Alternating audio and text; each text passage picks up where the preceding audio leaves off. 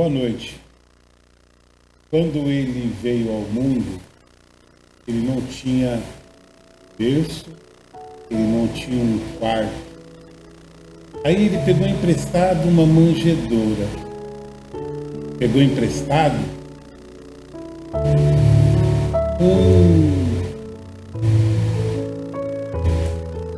um local, um estábulo para poder nascer.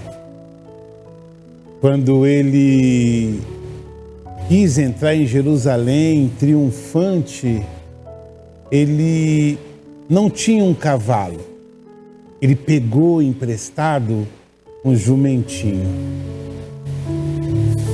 Quando ele foi crucificado, a cruz não era dele. A cruz era de Barrabás. E deram a cruz de Barrabás emprestado para ele. Até quando ele foi ser enterrado, ele não tinha um túmulo. Aí José de Arimateia emprestou o túmulo dele. Quando Jesus veio ao mundo, ele preferiu ser ao invés de ter alguma coisa.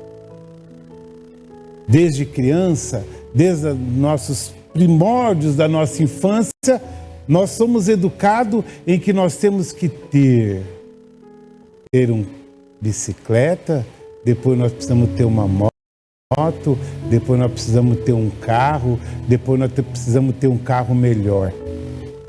Quando eu penso em ter, eu esqueço de ser um abençoador, de ser um homem de bem, de ser alguém útil para a sociedade. Até as instituições religiosas que hoje atuam no mundo inteiro pregam uma tal de uma teoria da prosperidade. De quem serve a Deus tem que ter o melhor. E Jesus nos mostrou que nenhuma casa ele tinha. Ele veio para ser a salvação do mundo. Ele veio para ser o Cordeiro que tira o pecado do mundo. Analisa bem. Você é uma pessoa que tem ou é uma pessoa que quer ser? Precisamos rever alguns conceitos nessa religiosidade em que temos que ter a primazia. Jesus, mesmo sendo Filho de Deus, ele resolveu abrir mão de tudo e ser uma pessoa extremamente humilde e amorosa com todos aqueles que passavam por necessidade. Pense, você vai ainda continuar querendo ter ou você vai começar a ser? No ar, podcast Atitude, muito boa noite. Podcast Atitude vai ao ar todos os sábados. E vocês sabem, né? O podcast Atitude ele é diferente, né? Por quê? Porque a gente escolhe a dedo quem senta nessa mesa aqui do meu lado. Quem senta aqui, geralmente, tem algo importante para você, algo que pode ser um diferencial na sua vida. Hoje não vai ser diferente. Por quê? Porque muda-se o governo, muda-se as regras da Previdência. Por falar em Previdência, nessa última semana descobri um rombo gigante na Previdência. E nós vamos falar um pouquinho sobre isso no programa de hoje. Está aqui comigo o filho da dona Cléo com o seu Jandir, o esposo da Saine, o advogado especialista em direito previdenciário, Dr. Matheus Medeiros. Matheus, muito obrigado por emprestar um pouco do seu tempo e da sua sabedoria para nós e seja muito bem-vindo aqui no podcast Atitude. Boa noite. Boa noite, Marcos. Boa noite a todos os ouvintes. É um prazer estar aqui. É a primeira entrevista que eu estou dando oficialmente, não só no podcast, mas também na TV. Mas é sempre uma honra poder compartilhar conhecimento, levar conhecimento para as pessoas, falar um pouco da minha história, mas acima de tudo do direito previdenciário, né, desse serviço que nós prestamos à sociedade. Né, como advogado, nós servimos a sociedade como um todo. E, enfim, é um prazer estar aqui. A princípio, eu já te digo que tu tem voz de locutor de FM, tá? Cara, eu já não acho isso. Aproveita. Eu já acho minha voz um pouco baixa. Não, pô, você tem um grave na voz muito legal, muito bacana. Obrigado. Por que direito? E por que direito previdenciário? Marcos, essa é uma pergunta que às vezes nem eu sei mesmo responder. Eu acho que a vida foi me levando para esse caminho. No início, quando eu era ainda na escola, meu pai falava, não, vamos fazer concurso, foca em concurso, vamos ser concursado e, enfim, você vai ter uma vida tranquila e vamos para cima. Entretanto, o caminho foi tomando outro rumo e quando saí do terceiro ano, prestei o Enem e, enfim, decidi pelo direito, pelo leque de opções que ele proporciona para você. O direito ele é quase que infinito nas questões das suas especialidades. Exatamente. E as minhas outras opções, não considerei que eu estaria apto a desenvolvê-las. Apesar de muito novo, ainda com 17 anos, entrei na faculdade, não imaginei que me veria fazendo, por exemplo, medicina, uma engenharia, ou para o ramo da pedagogia, enfim. Não me via fazendo outra coisa. O direito, dentro das minhas características, foi o que mais me atraiu. O seu Jandir, ele faz o quê? Qual a profissão Meu pai dele? é vendedor. Vendedor, desde que eu me entendo por gente, meu pai é vendedor. A vida toda ele Você tem foi mais vendedor. irmãos? Tenho um irmão, o Lucas. O Lucas é mais novo que você? O Lucas é 4 anos mais novo que eu. Ele já está na faculdade, não? Não, o Lucas já formou e ele é consultor financeiro. Consultor financeiro. Ele trabalha na W1 Consultoria, que é uma empresa, um braço da XP de São Paulo. Ele fez o quê? Contábeis, então? Ele fez contábeis. Ah, tá. Legal. Bacana. Você falou que o direito foi uma identificação natural, surgiu. E o direito previdenciário, por que ele te atraiu?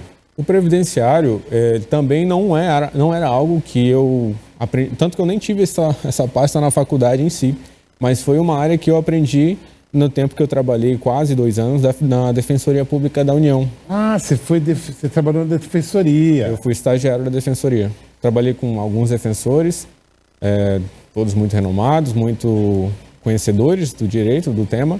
E lá eu percebi que era uma área que eu conseguiria escalar, no sentido da profissão em si, porque, querendo ou não, nós somos advogados, mas também somos vendedores. Sempre. Nesse ponto, a gente puxou também até para o meu pai nesse sentido, por sempre ter gostado. Inclusive, o comércio era uma opção, mas fui por esse lado.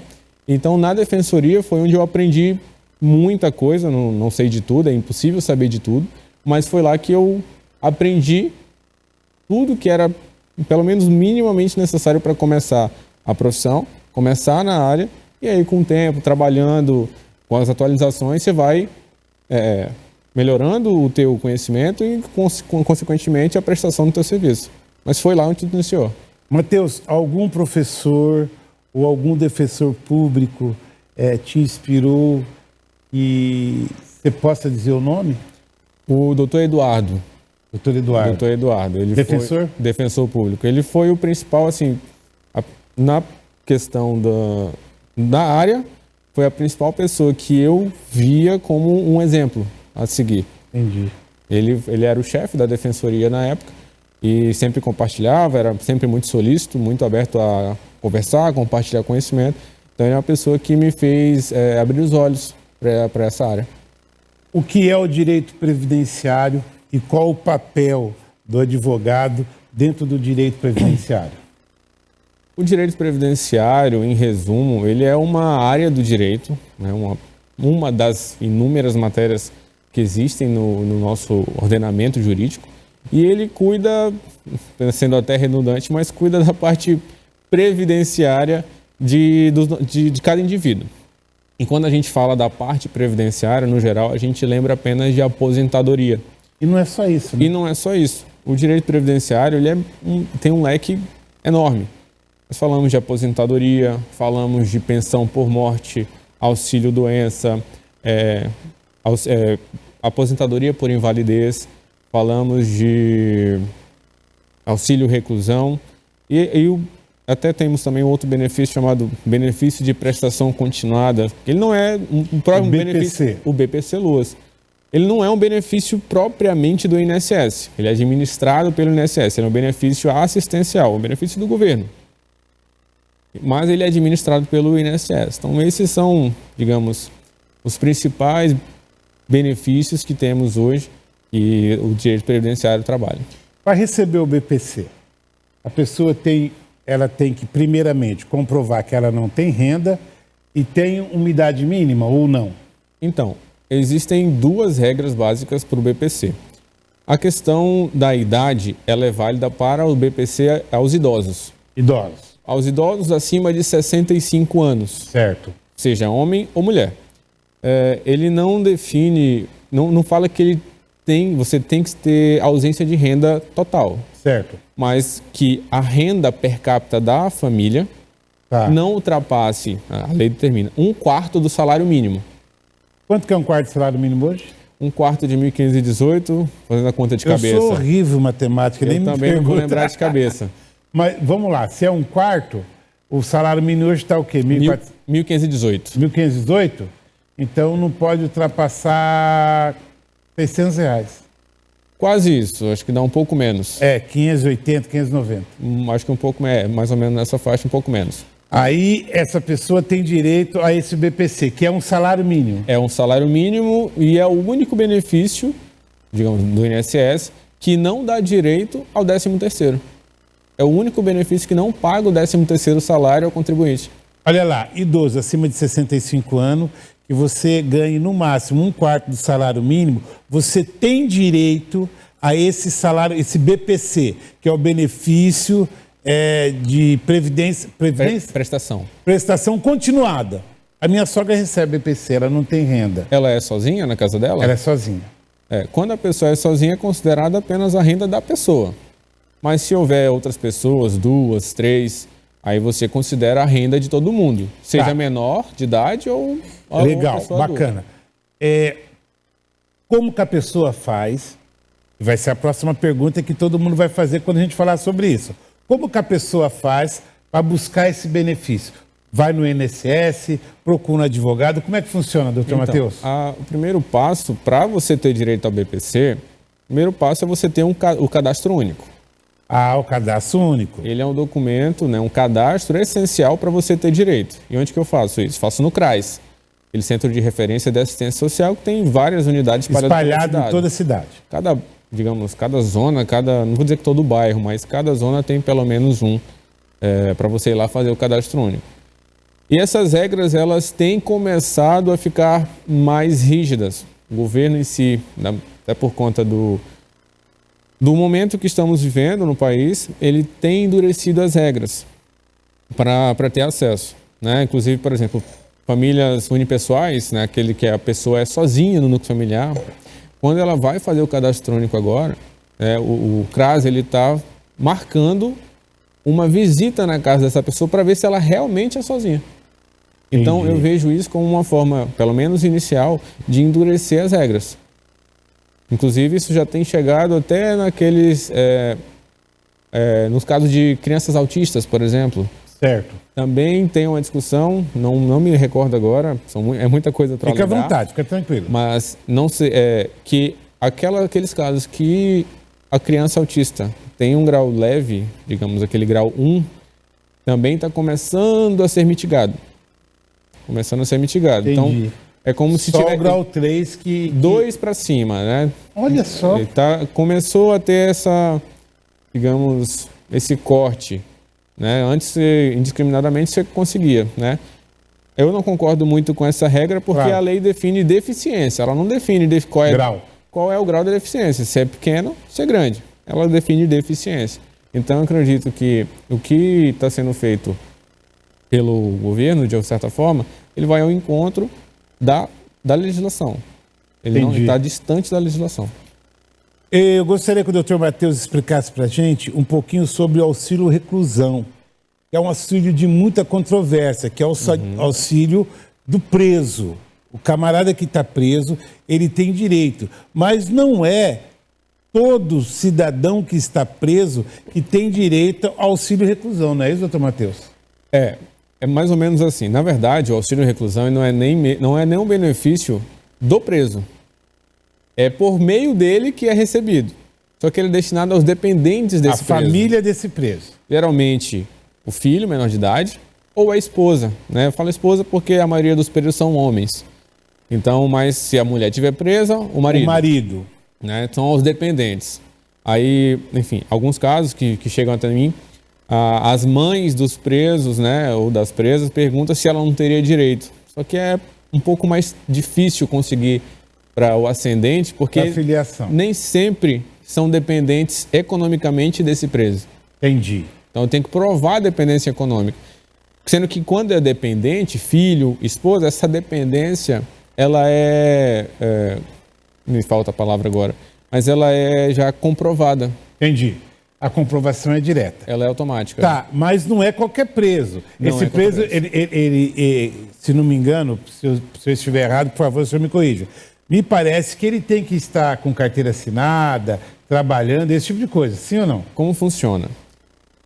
O preso ele pode estar desempregado, mas no momento da prisão, ele tem que ter uma coisa chamada qualidade de segurado. O que é isso?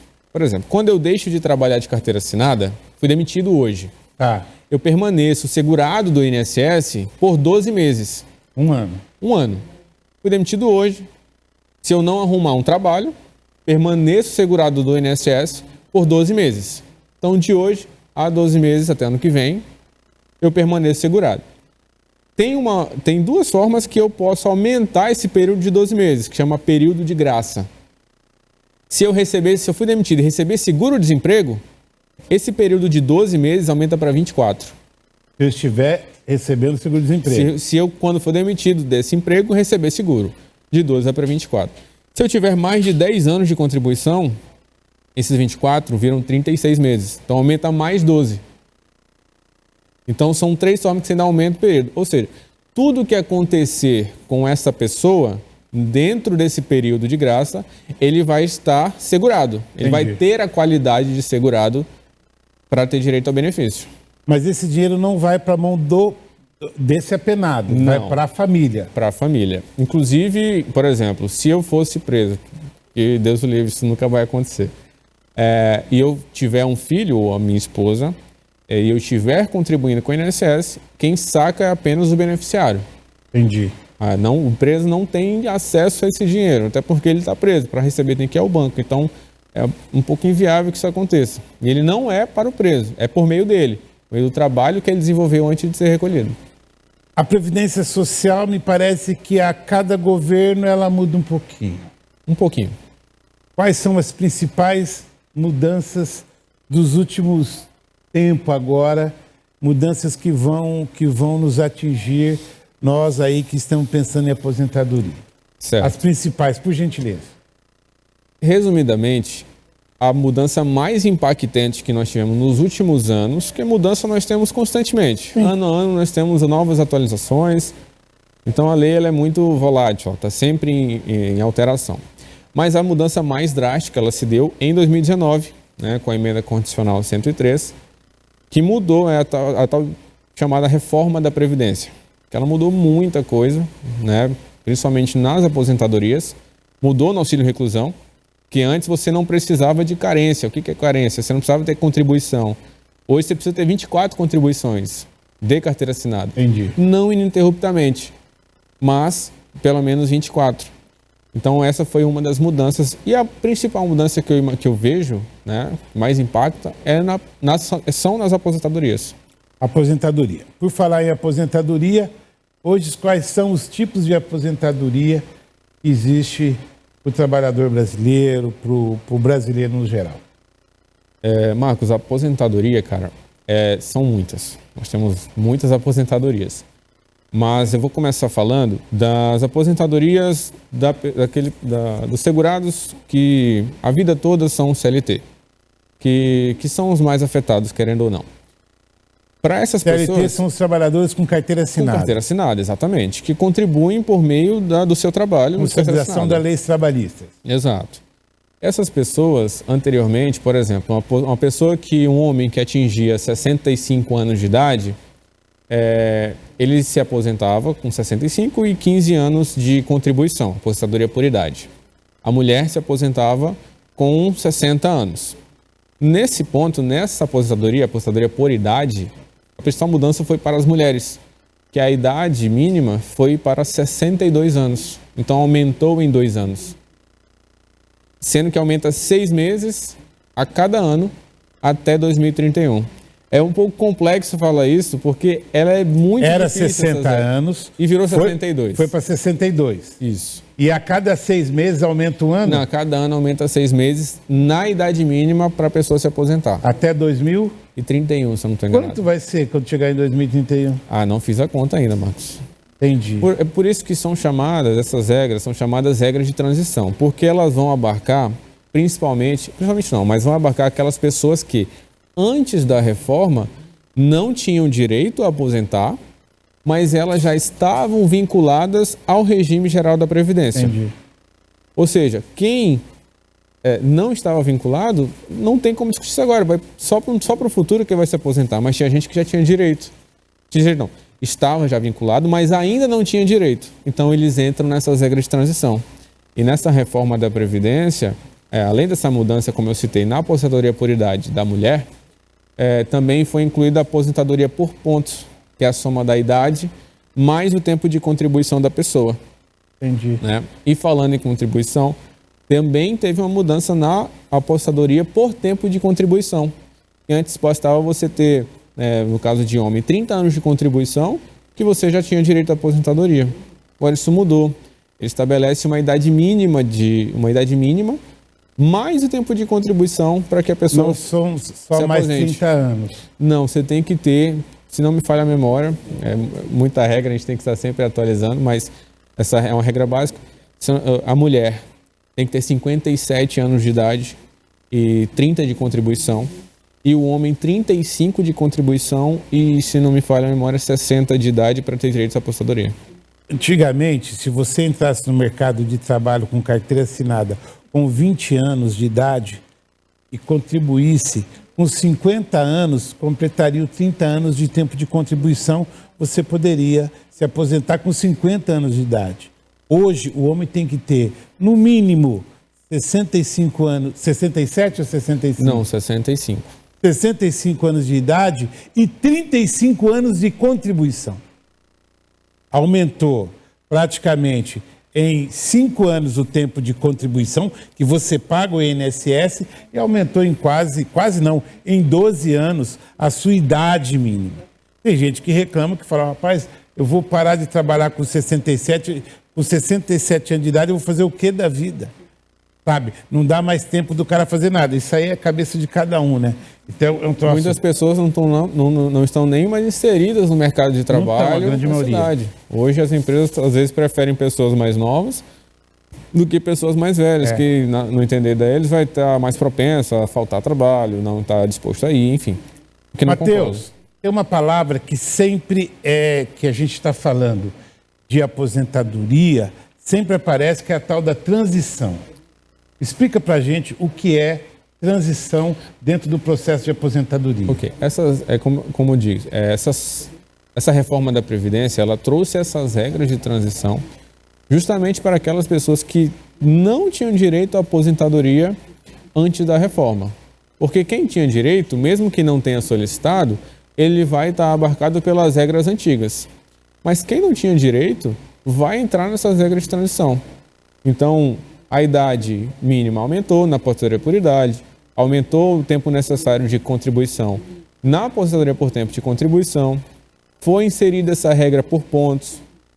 Ainda tem uma regra que são a regra do pedágio de 50% e de 100%, que é um pouquinho mais complexa, então fica um pouco mais difícil de explicar aqui para o pessoal. Né? Por isso que a gente sempre indica procurar um advogado para a gente fazer um estudo e analisar qual aposentadoria é melhor para aquela pessoa, para o caso dela em específico. Então a gente não pode colocar todo mundo na mesma regra. Por isso que foram feitas várias regras de transição para ver qual cada pessoa vai se adequar. Além da aposentadoria, quais outros direitos que o trabalhador tem junto ao INSS? Bom, essa é uma boa pergunta. Geralmente, a gente só liga direito previdenciário e aposentadoria. Porém, quando a gente fala em benefícios do INSS, são vários, como eu disse no começo. Nós temos auxílio-doença, aposentadoria por invalidez, pensão por morte, auxílio-reclusão. Esses são os principais. Tem alguns outros, mas esses são os principais que as pessoas estão mais sujeitas a sofrer, né? Por exemplo, a pensão por morte, ela é paga para os dependentes daquela pessoa que, por exemplo, o trabalhador, né, faleceu, independente da causa, e os dependentes daquela pessoa vão ter direito a uma pensão por morte. Receber por conta do óbito do seu genitor, do seu marido, da sua esposa, tem direito a esse benefício. O auxílio-doença, ele já é devido, por exemplo, quando o trabalhador, e também independente da causa, fica doente. Tem que ficar afastado, né, depois de 15 dias, né, de afastamento. Ele tem que ser colocado para o INSS, tem que ser enviado para o INSS para receber auxílio-doença. Se por conta dessa doença ele não pode mais trabalhar definitivamente, aí ele já tem direito à aposentadoria por invalidez. E se ele for preso, tem direito ao auxílio-reclusão, também os dependentes dele. Em tese, esses são os principais benefícios que estão mais em voga. O doença, o trabalhador para de receber da empresa, do empregador, e passa a receber o salário do INSS. Passa a receber do INSS. Como funciona isso? Porque o pessoal às vezes confunde. A empresa em si, legalmente falando, ela não tem o dever de continuar pagando o salário do trabalhador quando o afastamento dele é superior a 15 dias. Então, a partir do 16º dia, quem tem que pagar esse afastamento, né, é o INSS. A empresa encaminha o trabalhador para o INSS e lá ele vai passar por uma perícia que o médico do INSS vai avaliar e vai definir se ele está incapacitado ou não para o trabalho e qual o tempo de recuperação desse trabalhador. Então, quem define isso é o INSS. Então, a empresa não tem a obrigação de fazer o pagamento do salário, infelizmente, do trabalhador. Então, às vezes o pessoal fica, não, mas eu estou afastado, a empresa tem que me pagar. Legalmente falando, não, ela pode pagar se ela, enfim, quiser. Mas quem tem que realmente pagar é o INSS. E nesse ponto, é um pouco difícil até para o trabalhador, porque hoje, eu acredito que nós temos aí uma fila de INSS no país de mais de 1 milhão de pessoas, já chegamos a 2 milhões de pessoas na fila do INSS. Então, você que quando fica doente, você não consegue receber esse benefício logo em seguida, não é rápido. Você demora, às vezes, 2, 3, 4 meses para fazer uma perícia médica para ver se você tem direito. E ainda acontece, às vezes, você esperar esse tempo, o trabalhador chega na perícia do INSS e o INSS remarca, seja porque o médico ficou doente, seja porque então de greve. Então é remarcado e fica para mais daqui 2, 3 meses. Isso acontece constantemente nos casos que nós temos no escritório. Inclusive uma senhora que atendemos recentemente, ela estava com um problema sério no joelho, a perna dela estava literalmente entortando. Ela chegou para fazer a perícia agora, no início de abril. A perícia dela, o perito dela, que ia ser responsável pelo caso dela, não foi trabalhar, a perícia dela foi remarcada para julho. Isso é um absurdo para a pessoa. E ela está afastada do trabalho sem receber. Aí você pensa, como que ela vai sobreviver? É impossível. Quando há negativa do INSS, o ideal é procurar logo um escritório de advocacia especialista em previdência, né, Matheus?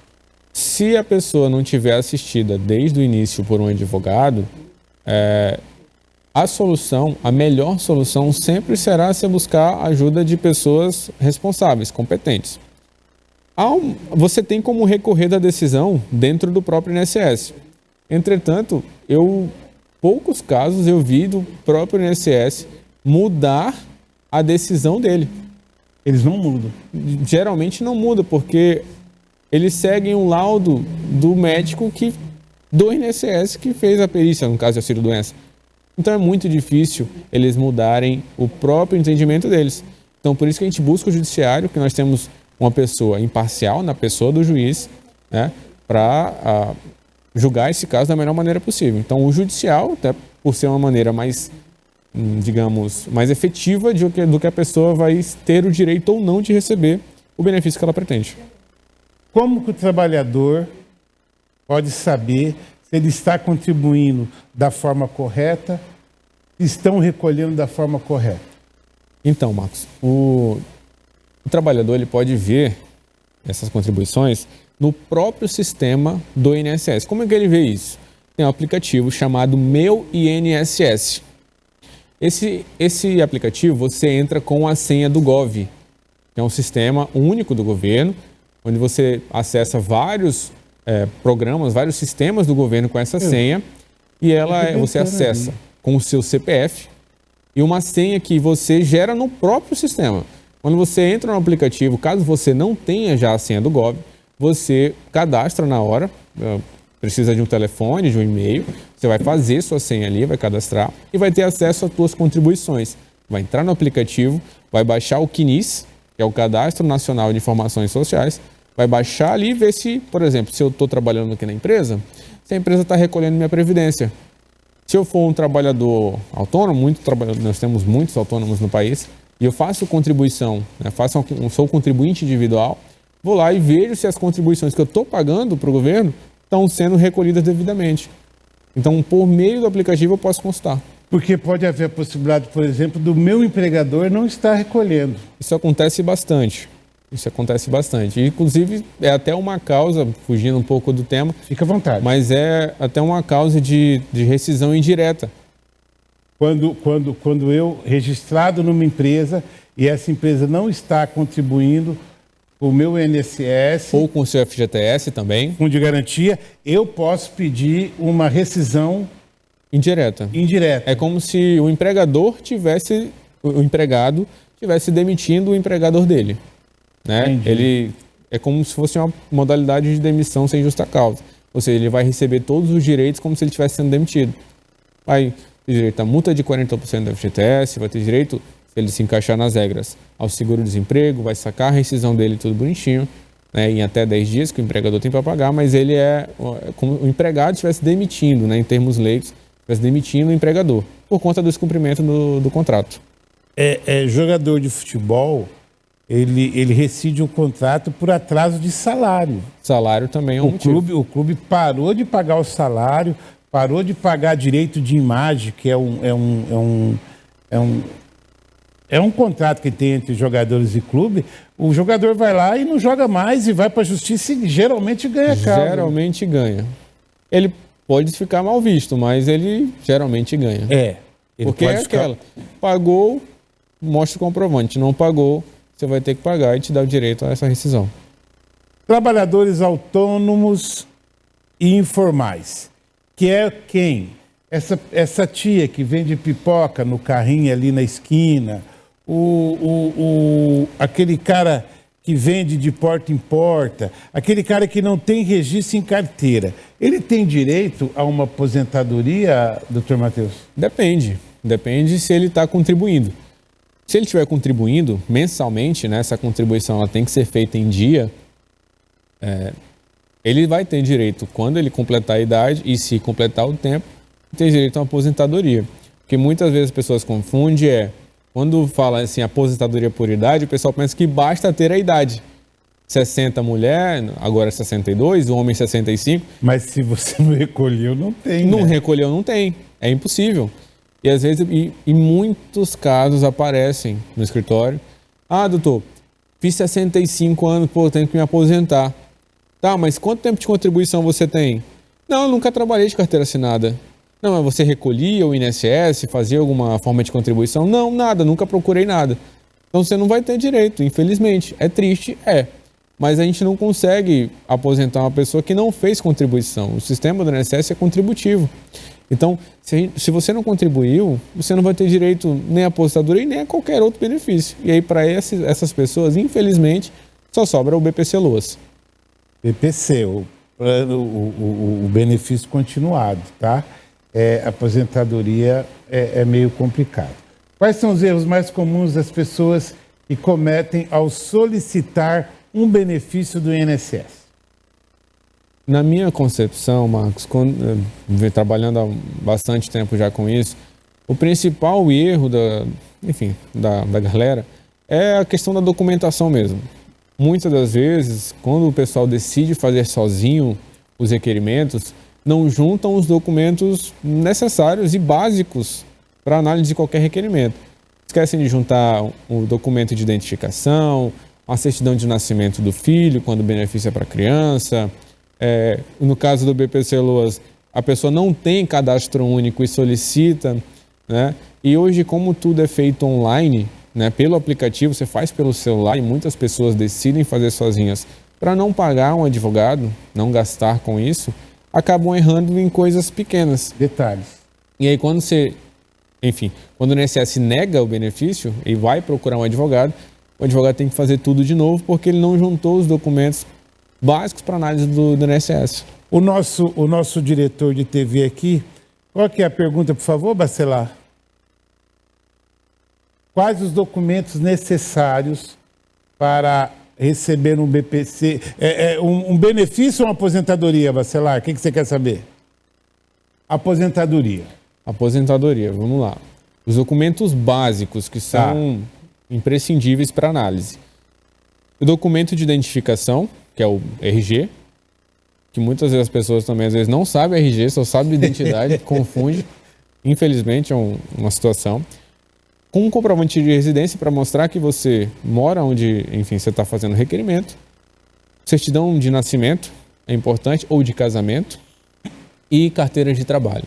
Principalmente no caso da aposentadoria, a carteira de trabalho ela é importante para a gente fazer a conferência se o que está anotado no INSS, no cadastro do INSS, está na carteira. Bate com a carteira. Exatamente, porque às vezes você tem anotação na carteira que não está no INSS.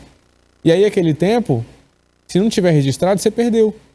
Você tem que pedir, né, o registro daquele período que eventualmente não está registrado, porque acontecia muito no passado. O empregador anotava na carteira, mas não fazia comunicação para o INSS. Então você tem que registrar, porque às vezes a pessoa não tem direito no INSS, mas você olha na carteira e a pessoa tem, porque ela trabalhou tanto tempo, mas alguns períodos não estão registrados.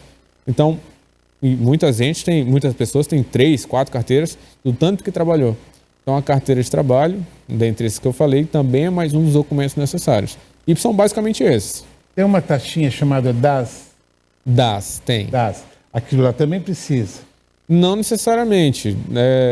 Porque o que é essa? Eu não vou saber explicar propriamente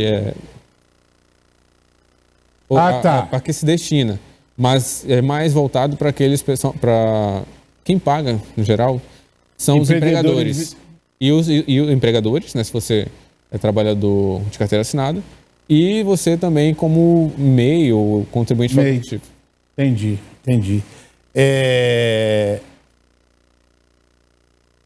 Hoje em dia, vamos lá.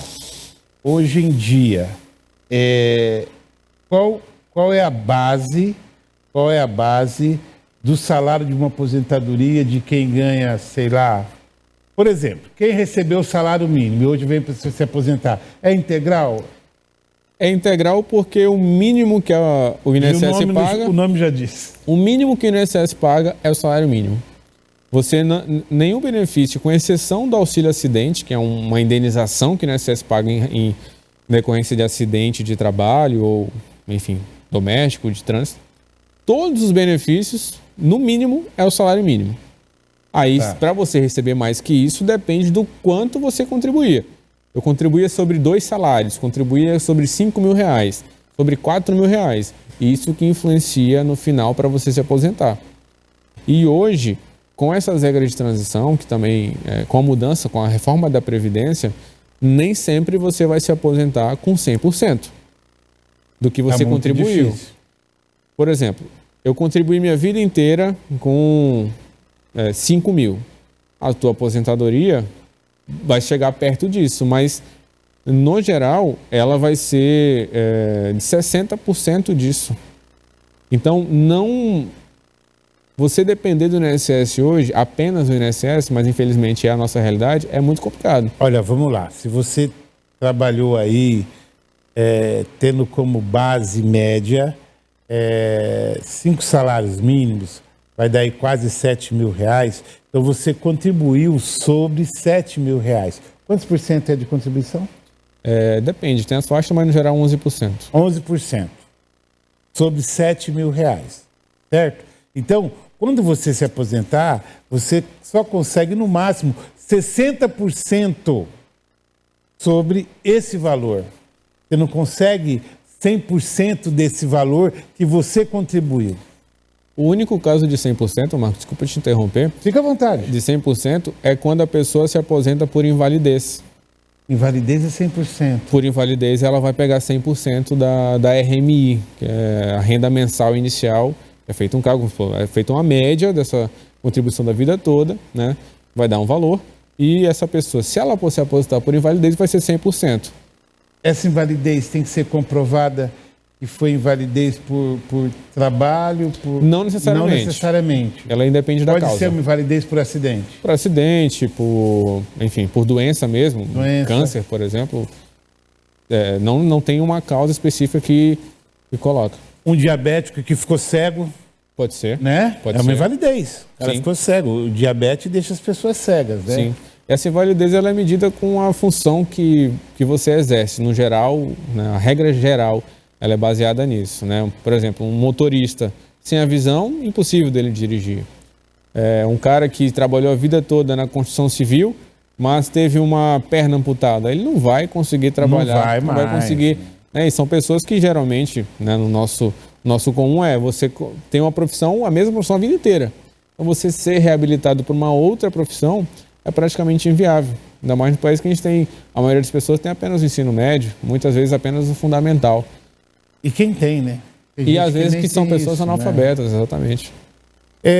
Tem um tipo de aposentadoria, agora eu não me recordo bem, mas o Dr. Matheus pode nos ajudar, de que pessoas que foi criado em sítios, em fazendas, tá?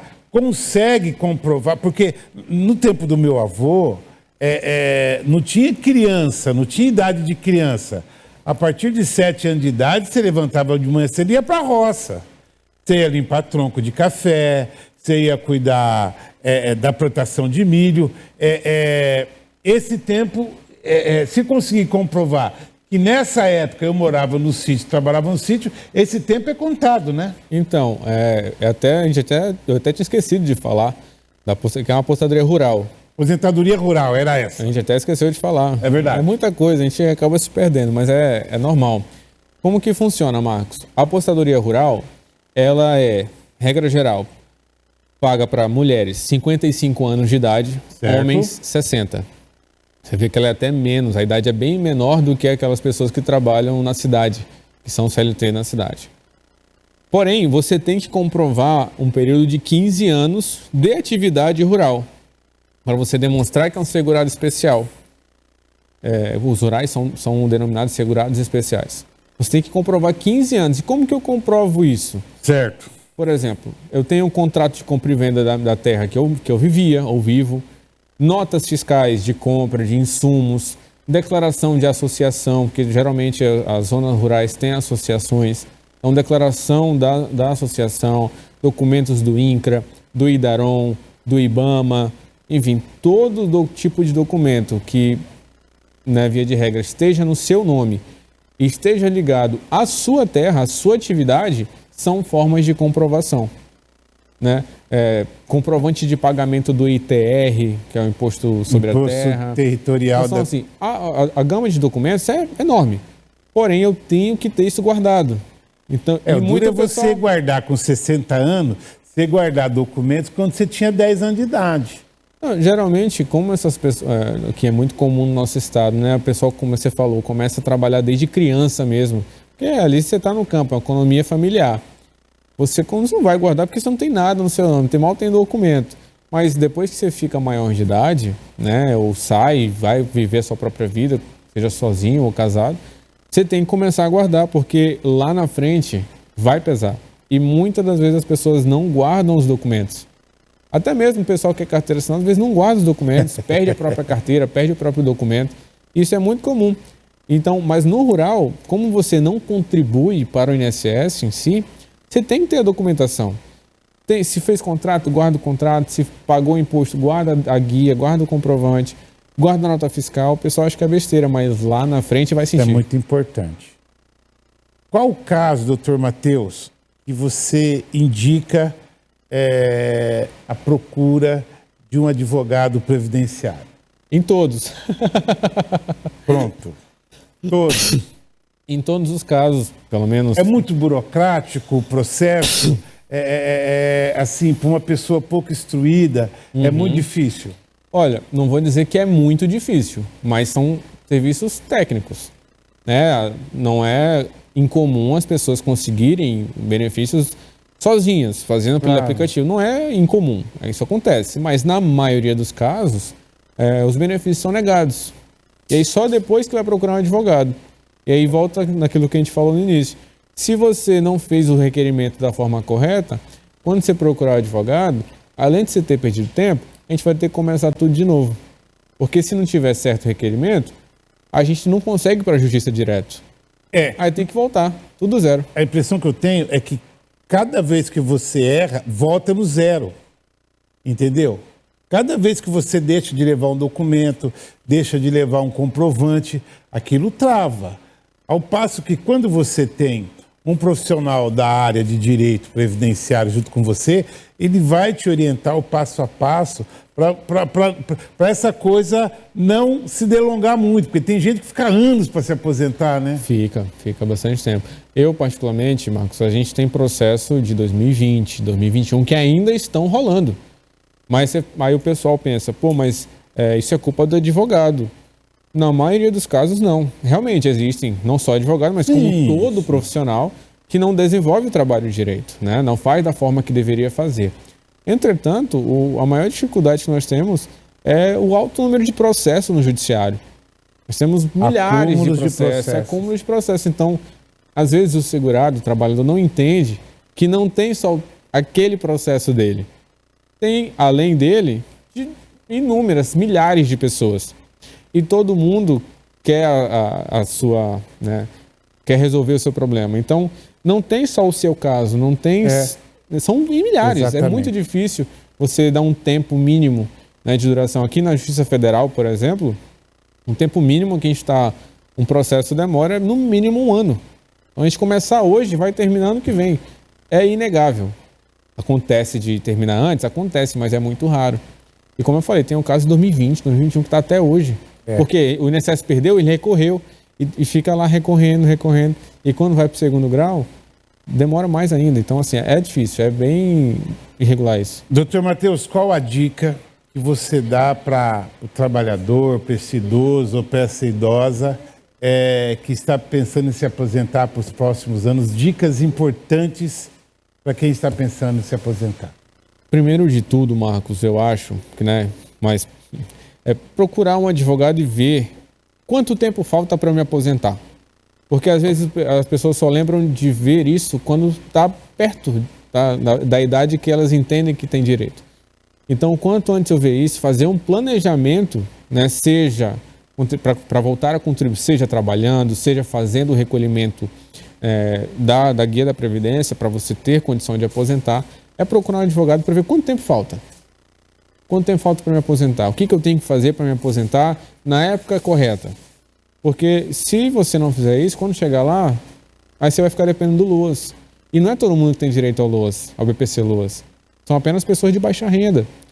Então você vai ficar à mercê, não vai ter nada guardado, não vai ter uma renda fixa no final, numa idade que talvez você não vai conseguir estar trabalhando, vai estar inserido no mercado de trabalho. Então o primeiro passo é ver quanto tempo falta. Procurar uma pessoa responsável para isso. Doutor Matheus, quem quiser te encontrar, te procurar nas mídias sociais, como é que faz para te encontrar? Aonde fica o seu escritório? Fica à vontade. O meu escritório está localizado na rua Elis Guaraiebe, número 3287, no bairro Liberdade. É bem em frente à sede do partido MDB. Perto da Havan ali, só que na Elis Guaraiebe. Paralela Jorge Teixeira. Atrás da Agroboi da Jorge Teixeira. Em linha reta vai ficar bem atrás da Agroboi da Jorge Teixeira. E o meu telefone, o WhatsApp, é o 699-9209-1950. Muito 9, né, para lembrar. Nova pra Mas acho que caramba. o pessoal colocar uma legenda aqui vai ficar mais Fica fácil. tranquilo. Mas esse é meu contato pessoal, falo diretamente comigo, é o WhatsApp. Né? Quiser mandar mensagem, o pessoal que está vendo esse programa, fico à disposição. Posso não responder na hora, porque é muita mensagem todo dia. Você tem Instagram? Tem Instagram, é adv.mateusmedeiros. Mateus com TH? Com TH. Mateus com TH Medeiros. Doutor Mateus, muito, muito obrigado por você ter parado o seu dia para nos atender. Eu acho que a gente deu uma pincelada sobre aí a Previdência, sobre os benefícios do INSS.